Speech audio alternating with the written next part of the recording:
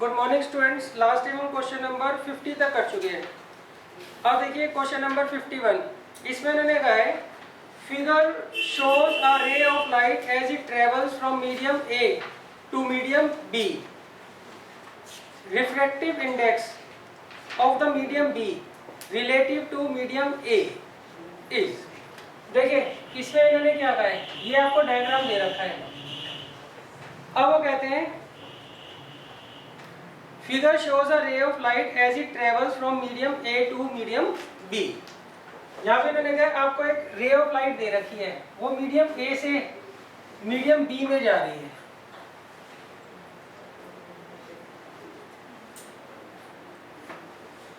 ये तो मीडियम ए है नीचे वाला, और ऊपर वाला कौन सा है, मीडियम बी है।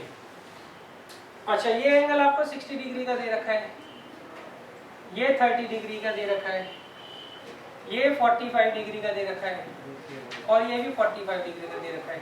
अब आपको जो है refractive index of medium B निकालना है विद रिस्पेक्ट टू ए। आगे समझ। देखो भाई ये ना डायग्राम उन्होंने उल्टा बना रखा है। नॉर्मली हम जो डायग्राम बनाते हैं उसमें जो इंसिडेंट रे है वो ऊपर से आ रही होती है, और जो रिफ्लेक्टेड रे होती है वो नीचे होती है। इन्होंने उल्टा बना दिया है, सही है। तो यहाँ से मीडियम ए से रे ऑफ लाइट आ रही है, सही है। ये सीधी ना जाकर टुवर्ड्स नॉर्मल बेंड हो रही है, तो इसका मतलब ये कौन सा मीडियम है, रे है, और ये कौन सा है, डेंसर। मगर ये इन्होंने पूछा नहीं है, मैं वैसे समझा रहा हूँ। अब वो कहते हैं आपको रिफ्रैक्टिव इंडेक्स मीडियम बी का निकालना है विद रिस्पेक्ट टू ए। तो इसका फॉर्मूला क्या होता है, याद है कुछ, sine i upon sine r, सही है। इसका एक और फॉर्मूला होता है speed of light in medium A divided by speed of light in medium B. ये ध्यान रखना। अब क्वेश्चन ये उठता है यहाँ पे एंगल आई कौन सा है और एंगल आर कौन सा है। आप जो एंगल आई लोगे वो किसके बीच का एंगल होता है, वो इंसिडेंट रे और नॉर्मल के बीच का एंगल होता है। तो यहाँ पे एंगल आई कितना है, 60 डिग्री। क्लियर है।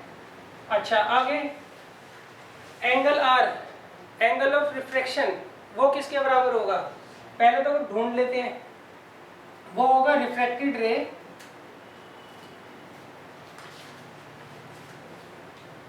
और नॉर्मल के बीच का एंगल। तो यहाँ पर एंगल आर कितना हो गया, 45 डिग्री। तो साइन 60 कितना हो गया, √3/2, और साइन 45 क्या हो गया, 1/√2।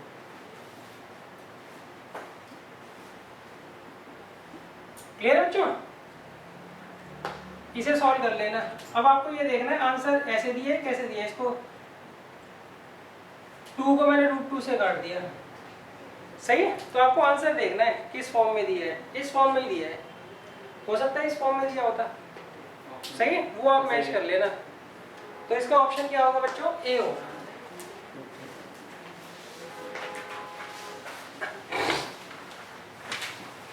क्लियर है। तो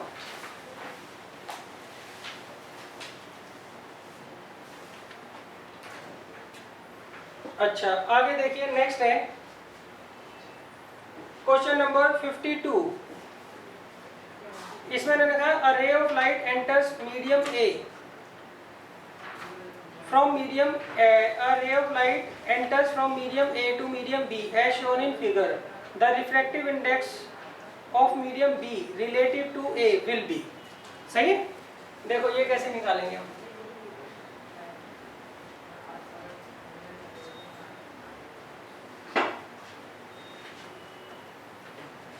इसमें भी बच्चों को डायग्राम उन्होंने उल्टा दे रखा है।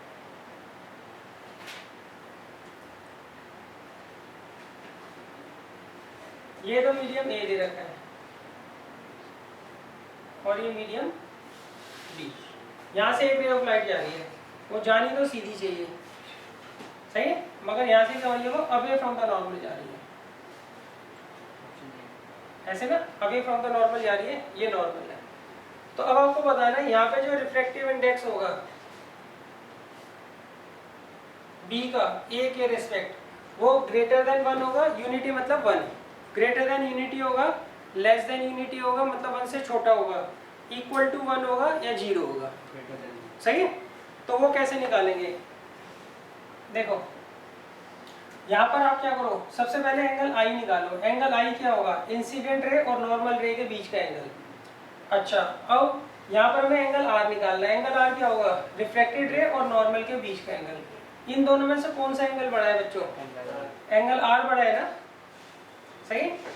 तो अब देखो रिफ्रैक्टिव इंडेक्स इसके बराबर होता है sine i upon sine r, सही है। तो आप अपनी मर्जी से ना कोई भी वैल्यू पुट कर लो, बस आपको ये देखना है एंगल आर आपको क्या करना है, बड़ा लेना है, सही है। जैसे मैं आई ले लेता हूँ 30, तो आर कितना होगा, 30 से बड़ा 45 ले लेता हूँ। आगे समझ।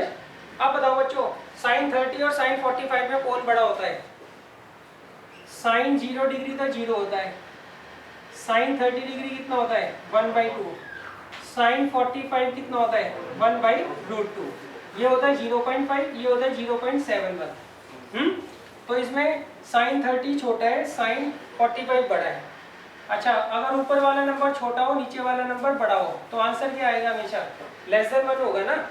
न्यूमरेटर अगर छोटा है, डिनोमिनेटर अगर बड़ा है, तो आंसर हमेशा क्या आता है, लेस देन 1 आता है। तो ये क्या होगा, लेस देन 1। आगे समझ, क्लियर है। अच्छा, इसमें बताओ ए और बी में कौन सा रेयर है, कौन सा डेंसर है। सर डेंसर तो ये है, मीडियम है। हाँ देखो, अगर कोई ray of light denser medium से रेयर मीडियम में जाती है तभी वो अवे फ्रॉम द नॉर्मल होती है। अगर रेयर से डेंसर जाएगी तो टुवार्ड्स नॉर्मल होगी, अगर डेंसर से रेयर जाएगी तो ही वो अवे फ्रॉम द नॉर्मल जाती है। तो इसको चाहो तो आप रट भी लो, अगर कोई ray of light denser medium से रेयर मीडियम में जाती है, सही है, डेंसर मीडियम से रेयर मीडियम में जाती है, तो उस केस में क्या होगा बच्चों, बताओ। जो रिफ्रैक्टिव इंडेक्स होगा वो क्या होगा, लेस देन 1 होगा। आगे समझ।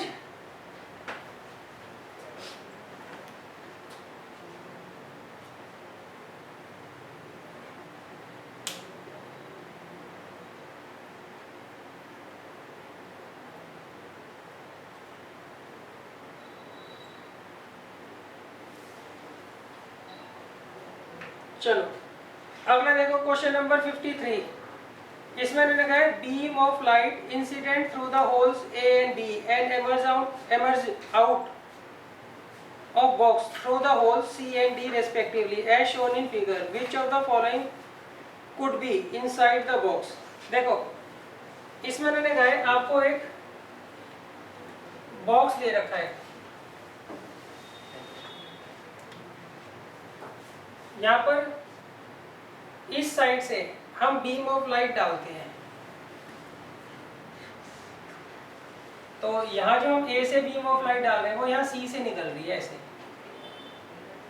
और जो हम बी से डालते हैं वो यहाँ डी से निकलती है। तो आपको बताना है ये बॉक्स क्या है, ये रेक्टेंगुलर ग्लास स्लैब है, ये कॉन्वेक्स लेंस है, कॉनकेव लेंस है, या प्रिज्म है। Rectangular glass slab. Rectangular glass slab में क्या होता है, जो इंसिडेंट लाइट रे होती है वो इमर्जेंट लाइट रे के क्या होती है, पैरेलल होती है, सही है। तो देख लो, इसको आप आगे एक्सटेंड करना, इसको एक्सटेंड करने की जरूरत नहीं है। तो ये रेज इसके पैरेलल ही तो आ रही है, तो इसका मतलब ये जो बॉक्स है वो क्या है, रेक्टेंगुलर ग्लास स्लैब है। आगे समझ। नेक्स्ट है क्वेश्चन नंबर 54।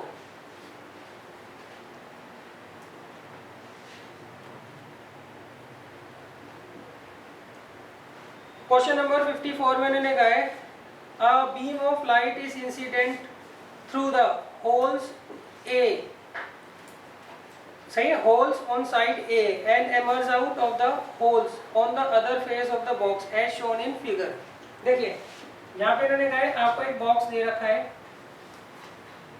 इसकी इस वाली फेस को तो मैंने ए बोल दिया, इस वाली फेस को बी बोल दिया, सही है।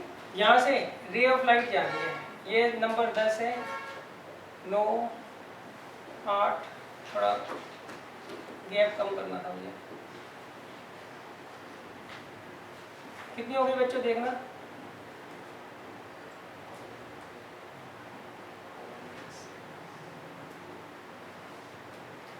सही है, ये 10 लाइट रेज इधर से फेस ए से किसी होल से जा रही है, सही है, और यहाँ पर इस तरह से निकल रही है बच्चों।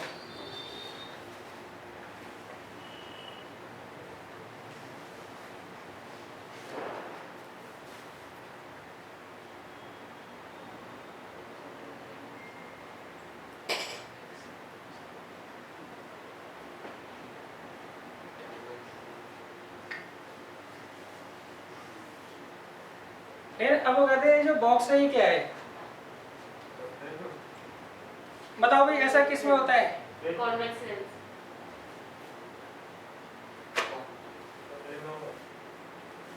सोच के बताओ फटाफट, ऑप्शन देख लो। ऑप्शन इन्होंने कहा है कॉनकेव लेंस, क्या ये कॉनकेव लेंस हो सकता है बच्चों, सही है, इसके अंदर कॉनकेव लेंस हो सकता है, या फिर रेक्टेंगुलर ग्लास लेंस, या फिर प्रिज्म, या फिर कॉन्वेक्स लेंस। नहीं,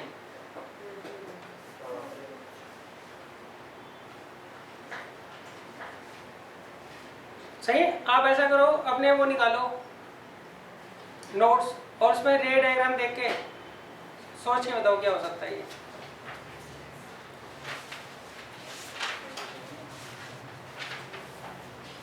ये इमेजिन करो ये सारी की सारी ray of light principal axis के पैरेलल हैं, तो फोकस पे जा रही होगी ना, ये देखो ऐसे जा रही है, तो इसका मतलब यहाँ पे फोकस होगा ना, ये ऐसे ऊपर जा रहा है, कौन सा लेंस हो गया, कॉन्वेक्स होगा कॉनकेव होगा, सोच के बताओ। हाँ एक बार रे डायग्राम देख के बताओ। अच्छा कॉनकेव क्यों नहीं होगा ये बताओ चलो। हाँ उसमें डाइवर्ज होती है, सही, कन्वर्ज हो रही है, तो इसका मतलब ये क्या होगा, कॉन्वेक्स लेंस होगा। क्लियर है। प्रिज्म क्यों नहीं हो सकता, उसमें एक लाइट स्प्लिट होती हाँ उसमें एक लाइट स्प्लिट होती है, हाँ। बहुत सारे उसमें, इसमें तो एक लाइट ही है ना। आ गया समझ। चलो और कोई है। अच्छा रेक्टेंगुलर ग्लास स्लैब क्यों नहीं हो सकता, है। हाँ उसमें ये जो नंबर 10 है और ये जो नंबर 10 है, ये इंसिडेंट रे है और ये इमर्जेंट रे है, ये आपस में क्या होनी चाहिए थी, पैरेलल होनी चाहिए थी, सही। आगे देखिए इन्होंने कहा which of the following statement is oblique are true, आपको बताना है इनमें से कौन सी जो है स्टेटमेंट ट्रू है। सबसे पहले उन्होंने कहा है आपको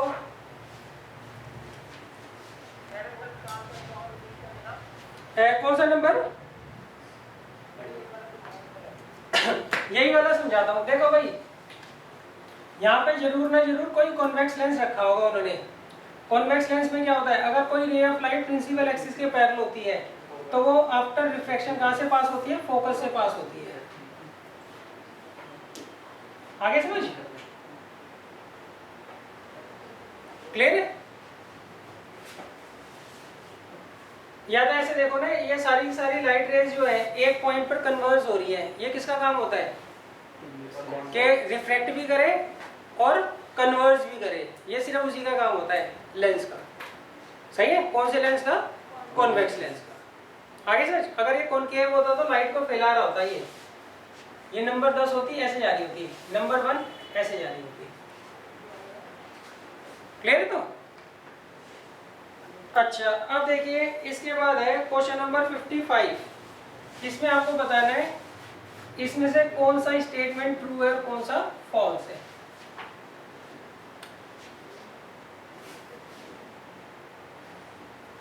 इन्होंने कहा which of the following statement is oblique are true. पहला इन्होंने कहा है a convex lens has 4 dioptre power, मतलब उसकी पावर जो है 4 डायप्टर है, सही है। Having a focal length of 25 centimetre. पहली स्टेटमेंट तो ये है, ये सही है। जितने भी कॉन्वेक्स लेंस होते हैं ये लाइट को क्या करते हैं, कन्वर्ज करते हैं, इसलिए इनकी पावर हमेशा क्या होती है, पॉजिटिव में होती है, सही है। अब वो कहते हैं पावर अगर इसकी 4 डायप्टर है तो क्या फोकल लेंथ 25 सेंटीमीटर होगी, होगी। फॉर्मूला में रख के देख लेना, पावर का क्या फॉर्मूला होता है 1/f, मगर यहाँ पे f जो होता है वो किसमें होता है, मीटर में होता है।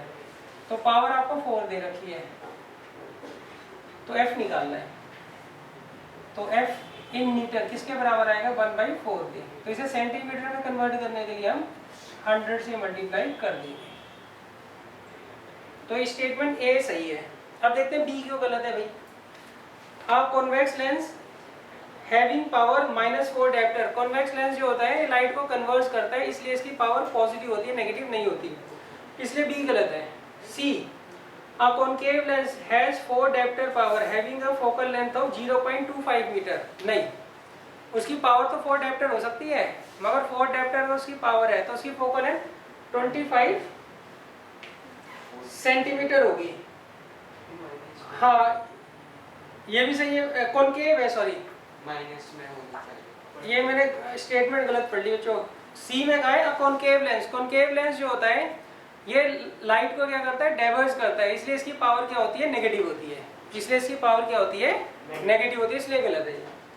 अच्छा फोर्थ में अ concave lens has -4 dioptre having a focal length of plus का 0.25 मीटर। देखो कॉन्केव लेंस जो होता है उसकी पावर तो नेगेटिव में होती है, मगर फोकल लेंथ भी तो नेगेटिव में होती है, इन्होंने पावर नेगेटिव में दे रखी है, फोकल लेंथ पॉजिटिव में दे रखी है, इसलिए फोर्थ स्टेटमेंट भी इसकी गलत है।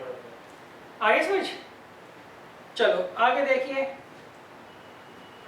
इन्होंने कहा है जो रेयर व्यू मिरर लगा होता है, क्वेश्चन नंबर 56 में इन्होंने कहा है magnification produce by a rear view mirror fitted in vehicle. देखो भी ऐसा होता है जो रेयर व्यू मिरर लगे होते हैं ना व्हीकल के अंदर, कार में कोई बैठा हुआ है, पीछे का ट्रैफिक देखने के लिए वो जिन मिरर का यूज करता है उसे हम क्या बोलते हैं, रेयर व्यू मिरर बोलते हैं, सही है। रेयर व्यू मिरर जो होते हैं उनकी खासियत ये होती है कि पीछे का बहुत बड़ा एरिया छोटे से स्पेस में दिखा देते हैं हमें, छोटे से एरिया में हमें उसको दिखा देते हैं और दिखाते भी सीधा है, सही है। उसमें कौन सा मिरर यूज होता है, कॉन्वेक्स। कॉन्वेक्स लेंस की खासियत क्या होती है, ये बड़े से एरिया को छोटे से स्पेस में हमें सीधा करके दिखा देता है। आगे समझ, तो इसका आंसर क्या होगा बच्चों, magnification produce by a rear view mirror fitted in vehicle is less than 1। इसका मैग्निफिकेशन क्या होता है, लेस देन 1 होता है, क्योंकि छोटी इमेज दिखाता है ना हमें। चलो आगे क्वेश्चन है 57। A full length image of a distant tall building can definitely be seen by using. देखिए भाई इसमें उन्होंने कहा है आप लैब में बैठे हुए हो, आपको अपने स्कूल के बाहर किसी बिल्डिंग को देखना है, सही, उसकी इमेज देखनी है आपको, फुल लेंथ इमेज। तो उसके लिए आप क्या यूज करोगे, कॉनकेव मिरर यूज करोगे, कॉन्वेक्स मिरर यूज करोगे, प्लेन मिरर यूज करोगे, सही है, both concave as well as plane mirror use करोगे, सही है। बताओ भाई है। देखो भाई ऐसा होता है जो कॉनकेव मिरर होता है, सही, कॉनकेव मिरर हमेशा में सीधी इमेज दिखाता है, मगर दिखाता हमेशा क्या है, छोटी है, दिखाता हमेशा क्या है, छोटी है। कॉनकेव लेंस क्लियर है। अच्छा कॉनकेव मिरर दे रखा है, कॉनकेव मिरर में क्या होता है, टोटल 6 केसेस होते हैं, उसमें 5 में तो वो रियल एंड इन्वर्टेड बनाएगा, छठे में वो क्या करेगा, जिसमें P और F के बीच में हम ऑब्जेक्ट को रखते हैं, सही, उसमें वो क्या करता है, वर्चुअल इरेक्ट और एनलार्ज इमेज दिखाता है। क्लियर है। तो अच्छा दूसरा कॉन्वेक्स मिरर है।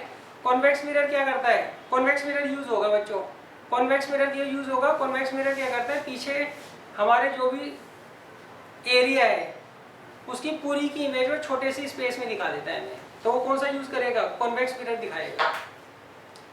क्लियर है, कौन सा यूज करेंगे, कॉन्वेक्स मिरर।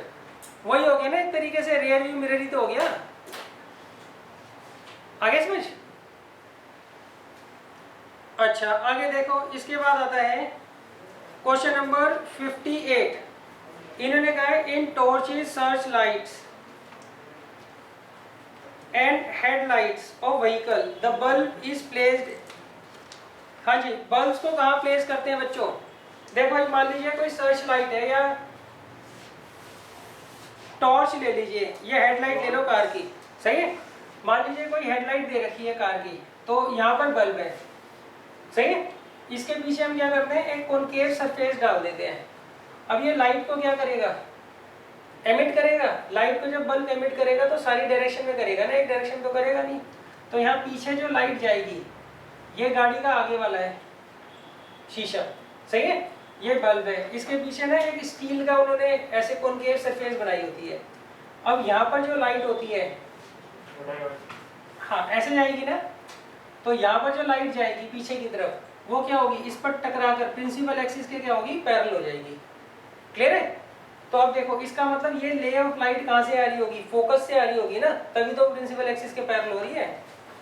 कॉनकेव मिरर में, कॉनकेव मिरर में क्या होता है, अगर कोई रे ऑफ लाइट कोई रे ऑफ लाइट कहाँ से आ रही है, फोकस से आ रही है, तो वो रिफ्लेक्शन के बाद प्रिंसिपल एक्सिस के क्या होती है, पैरेलल हो जाती है। क्लियर है? तो इसको वो क्या करते हैं, फोकस पे रखते हैं, किसके, इस कॉनकेव सरफेस के, ताकि इससे जो भी रे ऑफ लाइट जाए वो फोकस से आती हुई मानी जाएगी, तो जब वो इस सरफेस से टकराएगी तो प्रिंसिपल एक्सिस के क्या होगी, पैरेलल हो जाएगी। आ गया समझ? पूछो। बाकी मैंने कर लिया। अच्छा अब देखो इसके बाद है क्वेश्चन नंबर 59।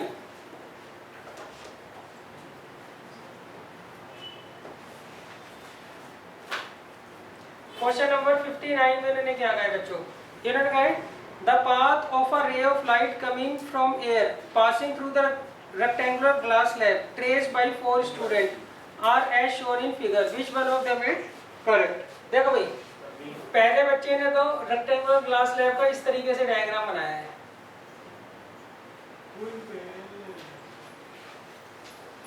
सही है? दूसरे ने ऐसे बनाया है,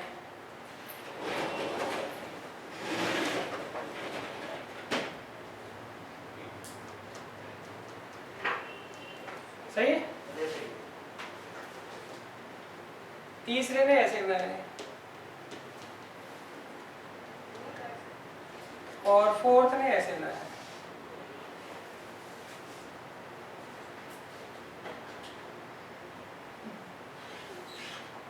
तो इसमें करेक्ट कौन सा है बच्चों? हाँ, ये तो देखो यहाँ भी रिफ्लेक्शन नहीं हो रहा है, यहाँ भी रिफ्लेक्शन नहीं हो रहा, तो इसको गलत है, ये सही है। आपने इसको आगे बढ़ा के देख लेना,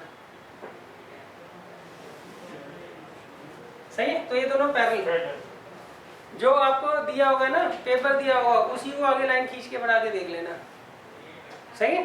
अच्छा यहाँ देखो, यहाँ रिफ्लेक्शन नहीं हो रहा ना, तो ये भी गलत है। इसमें यहाँ रिफ्लेक्शन नहीं हो रहा, तो ये भी गलत है। तो इसमें बी जो है, बी ऑप्शन क्या है, सही है।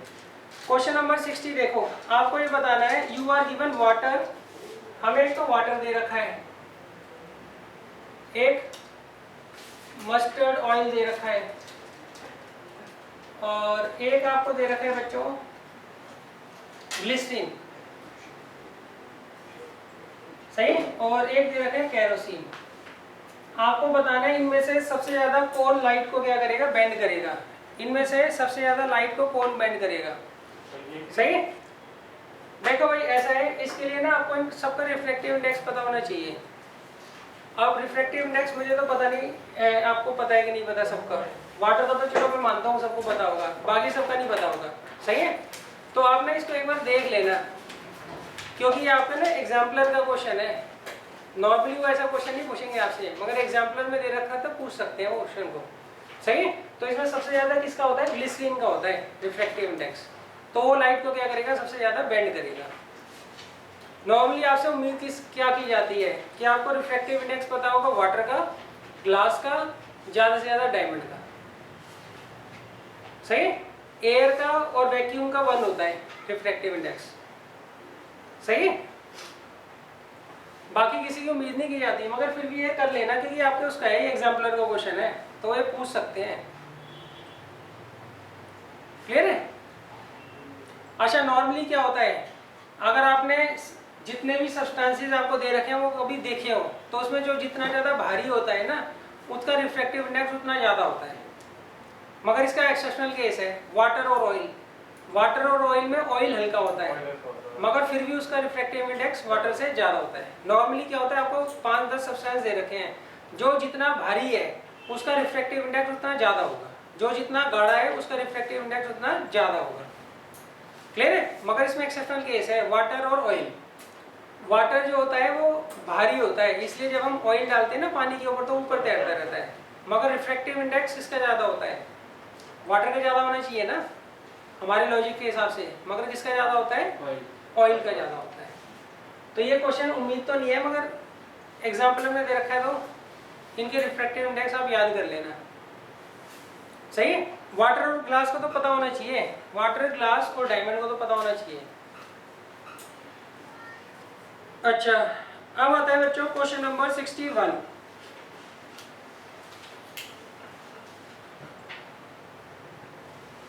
क्वेश्चन नंबर 61 में इन्होंने कहा है Which of the following ray diagram is correct for the ray of light incident on a concave mirror as shown in figure। ये concave mirror दे रखा है, यहाँ पर एक ray of light है,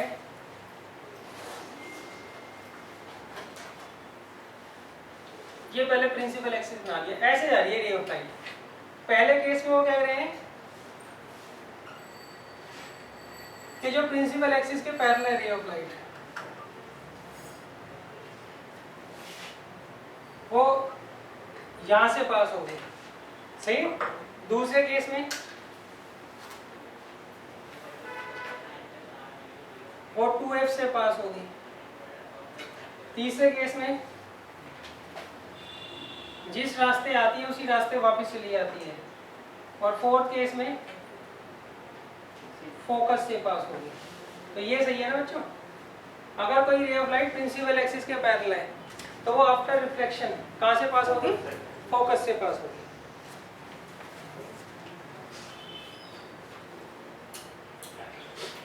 क्लियर है बच्चों। अब देखो नेक्स्ट है क्वेश्चन नंबर 62।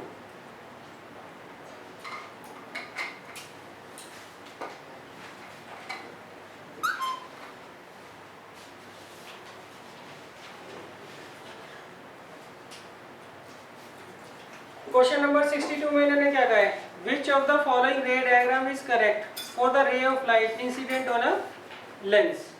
सही है। मैं सीधा ऑप्शन बना रहा हूं। पहले में फोकस से पास हो रही है रे ऑफ लाइट और प्रिंसिपल एक्सिस के पैरेलल है।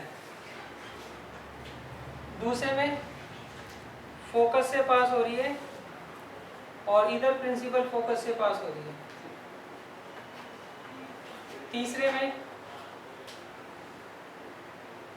रे ऑफ लाइट फोकस से पास हो रही है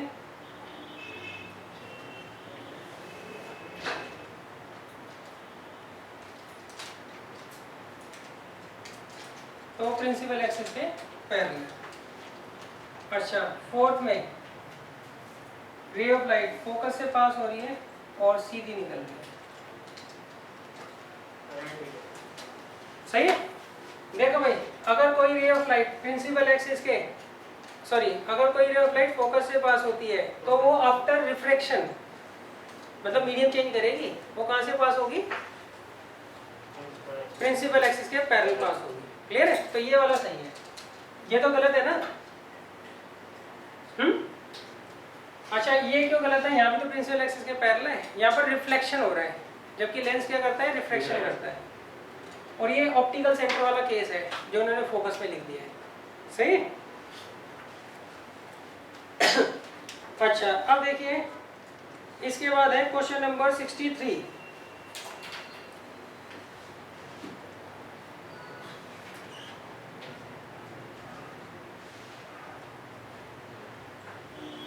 क्वेश्चन नंबर 63 में उन्होंने क्या कहा है?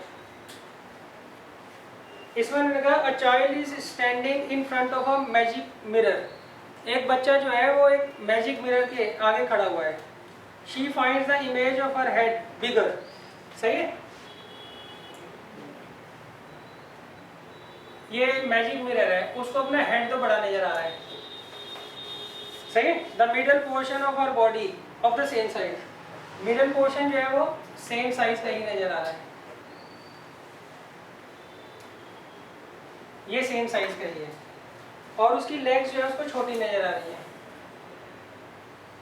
तो आपको बताना है कि ये जो मिरर है ये किस तरीके से अरेंज हो रखा है। देखो, इसमें ऑब्वियस सी बात है, उसको सीधा दिख रहा है। सीधा किस में दिखता है? एक तो प्लेन मिरर में दिखता है।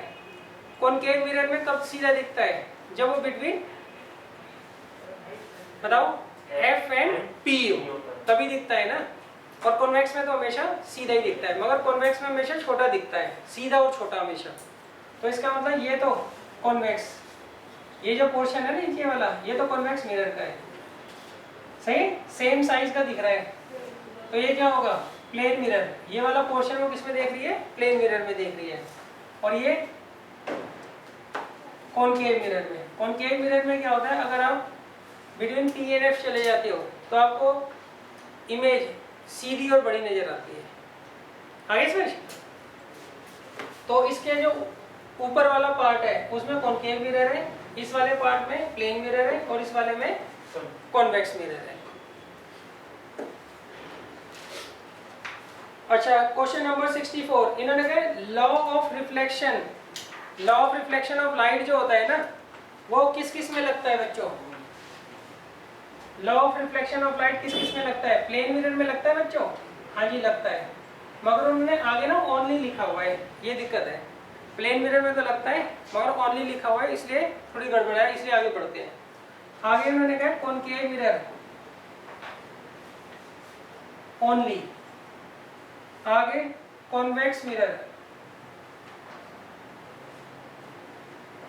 ओनली, और ऑल मिरर, सारे मिरर्स में लगता है।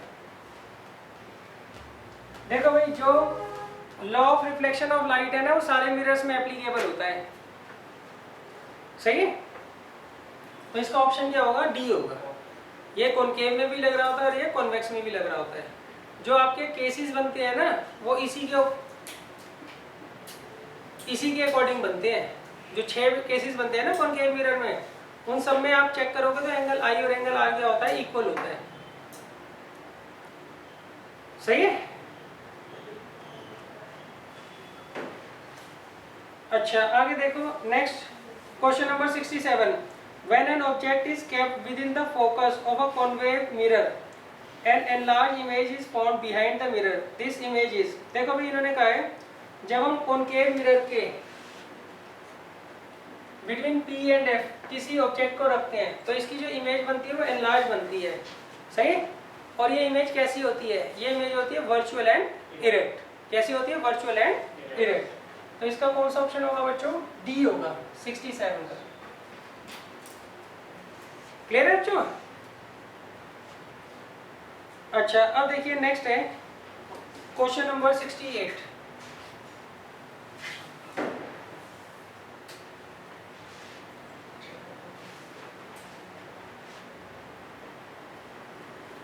क्वेश्चन नंबर 68 कहता है a real image is formed by the light rays after reflection और रिफ्रैक्शन व्हेन दे।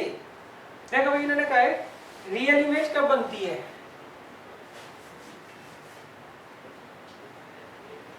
सही।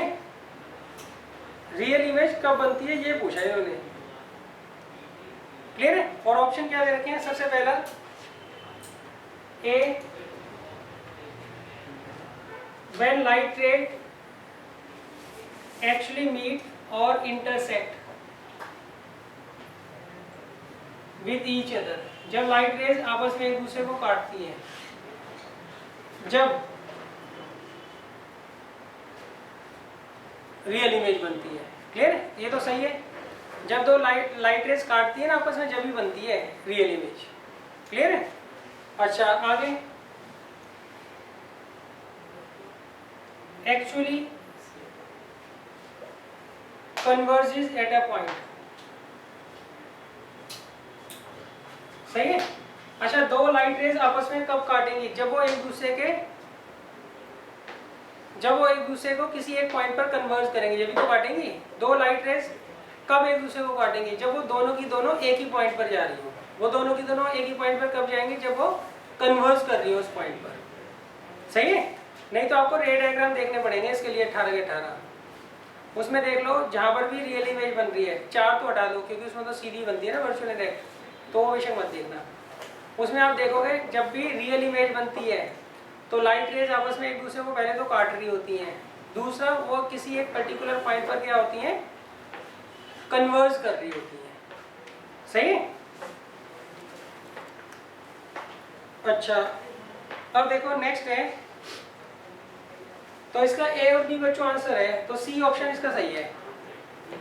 क्वेश्चन नंबर 69 देखिए, इन्होंने कहा अ कॉन्वेक्स मिरर, सही है। हम क्या कर रहे हैं, एक कॉन्वेक्स मिरर यूज कर रहे हैं। A convex mirror is used for rear view on an automobile has a focal length of 2.5 metre. आपको एक कॉनकेव मिरर दे रखा है, इसकी फोकल लेंथ दे रखी है आपको 2.5 मीटर दे रखी है, सही। A car is located at a distance of 4 metre from the mirror. अब एक कार जो है, अच्छा मिरर है ना, सॉरी ये तो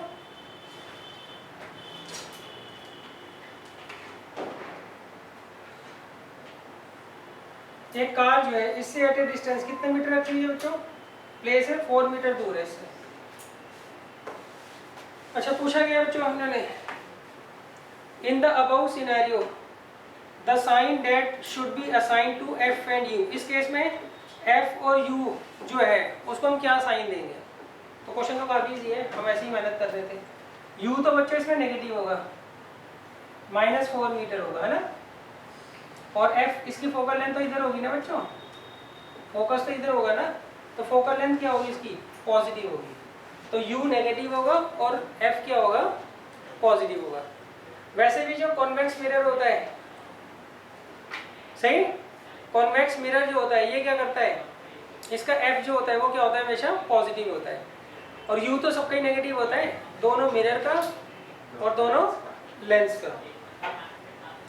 अच्छा अब देखिए question number 70, if ray of light that is incident on a convex lens is parallel to principal axis then refracted ray passes through. देखिए इन्होंने कहा आपको एक कॉन्वेक्स लेंस दे रखा है, उसके ऊपर एक लाइट आकर स्ट्राइक करती है जो कि प्रिंसिपल एक्सिस के पैरेलल है। अब वो लाइट रिफ्लेक्ट होकर कहाँ जाएगी, फोकस पर जाएगी। कहाँ पर जाएगी, फोकस पर। आइए समझ, जो प्रिंसिपल फोकस है ना वहां पर जाएगी वो। तो इसका ऑप्शन क्या है, ए। आगे question number 71, focal length of the plane mirror. Plane mirror जो होता है ना उसकी फोकल लेंथ क्या होती है, इन्फिनिटी होती है, ये याद कर लेना। प्लेन मिरर जो होता है इसकी फोकल लेंथ क्या होती है, इन्फिनिटी होती है, सही है। आगे समझ। अच्छा आगे 72, image form by a plane mirror. Plane mirror जो इमेज बनाता है वो क्या होती है, वर्चुअल होती है, इरेक्ट होती है और सेम साइज होती है, सही है। तो इसका सी आंसर है, वर्चुअल एंड इरेक्ट। क्लियर है। अब आ जाओ question number 73, a concave mirror gives real inverted and same size image of the object when it is placed at C. Concave mirror के केस में अगर ऑब्जेक्ट को आप सी पर रखते हो तो इमेज जो होती है, सही, वहीं पर बनती है, रियल बनती है, इन्वर्टेड बनती है, सेम साइज की बनती है। नेक्स्ट क्वेश्चन नंबर 74, यहाँ पे इन्होंने कहा है आपको एक लेंस दे रखा है, उसकी पावर जो है -4 डायप्टर दे रखी है, इसकी फोकल लेंथ पूछी है। ये बच्चों कौन सा लेंस होगा, कॉनकेव होगा ना। कॉनकेव लेंस की जो पावर होती है वो क्या होती है, नेगेटिव होती है। अच्छा इसका फार्मूला क्या होता है, 1/f, मगर f किस में होता है, मीटर में, सही है। तो -1/4 जो है ये आ गया, फोकल लेंथ इन मीटर। अब इसे सेंटीमीटर में कन्वर्ट कर लो आप लोग, तो f कितना आ जाएगा, -25 सेंटीमीटर, सही है।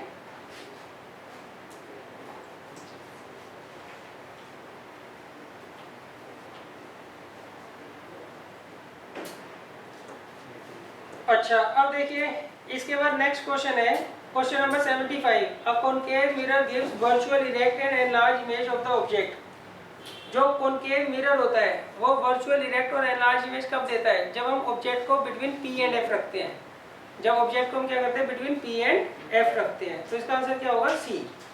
अच्छा आगे, in optics the medium which has higher refractive index, जिसका रिफ्रैक्टिव इंडेक्स ज्यादा होता है वो ऑप्टिकली डेंसर होता है। जिसका रिफ्रैक्टिव इंडेक्स बच्चों ज्यादा होता है वो ऑप्टिकली डेंसर होता है। मीडियम